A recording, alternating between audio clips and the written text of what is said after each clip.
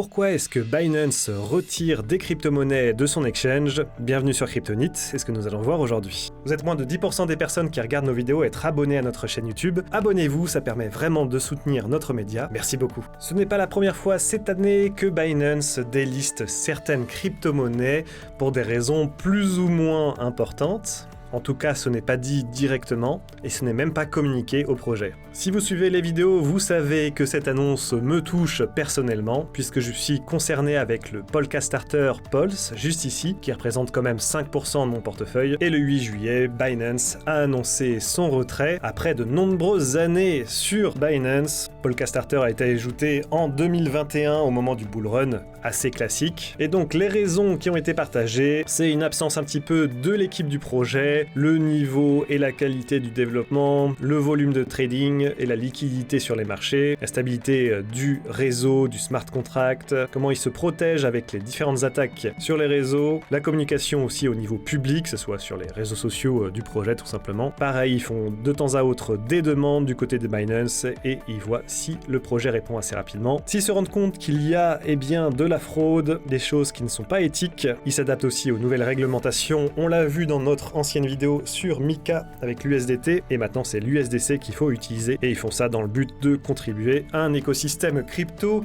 healthy. Donc nous avons Barnbridge, Bond, Doc, MDEX et Polkastarter Pulse qui sont virés de Binance soudainement. Bien entendu, l'annonce s'est faite le 8 juillet à 9h quand on va voir le cours de la crypto-monnaie.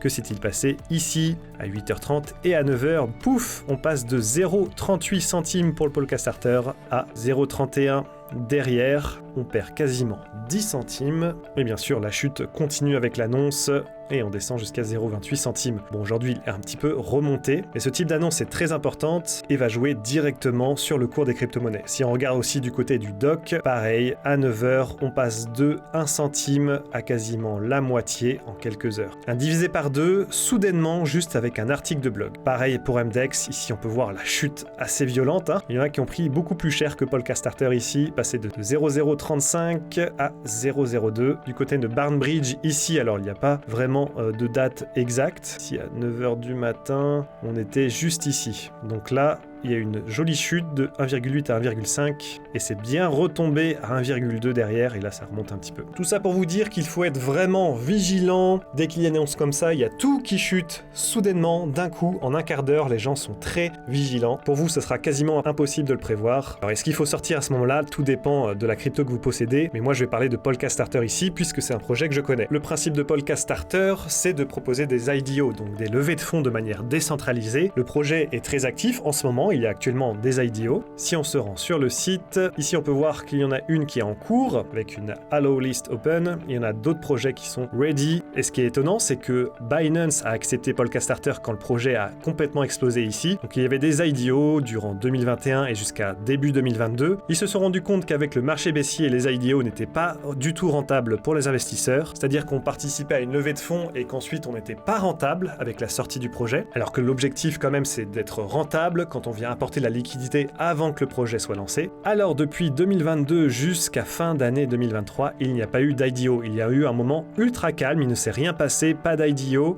Polkastarter a continué à cook un petit peu de son côté, mais le Pulse était toujours disponible sur Binance. Aujourd'hui c'est revenu, c'est bien remonté. Avec le marché bien entendu, c'est redescendu ces derniers mois. Et Binance décide soudainement de les retirer. Alors ils sont d'accord à 35 millions de market cap, ce qui n'est pas très élevé. Mais c'est vraiment une raison pour les retirer. Et d'après les informations sur le Telegram officiel de Polkastarter, ils n'ont pas été mis en courant avant, ils n'ont pas d'explication. Et vous dites peut-être, ok, il nous embête avec son projet totalement paumé que personne ne connaît. Polkastarter est quand même sur Kraken, Coinbase, KuCoin, Revolut et OKX. C'est pas n'importe quelle crypto-monnaie, c'est un jeton très utilisé pour les IDO dans la DeFi, donc c'est vraiment dommage que cela arrive, surtout que c'est un impact direct sur le prix. Espérant que le bull run puisse venir montrer que Polkastarter a encore du potentiel, peut-être que Binance pourra faire revenir ce jeton. Pour les autres, je ne les connais pas, mais je vous invite à vous renseigner si ça vous concerne. Il faut donc faire attention avec Binance, quand il déliste ou quand il liste certaines crypto-monnaies, ça peut avoir un impact très important sur le cours des cryptos. Merci d'avoir regardé, j'espère que cette vidéo vous aura plu. Si ça vous plaît ce genre de petit format, n'hésitez pas à nous le faire savoir dans l'espace commentaire. On se dit à très bientôt, bye bye bye.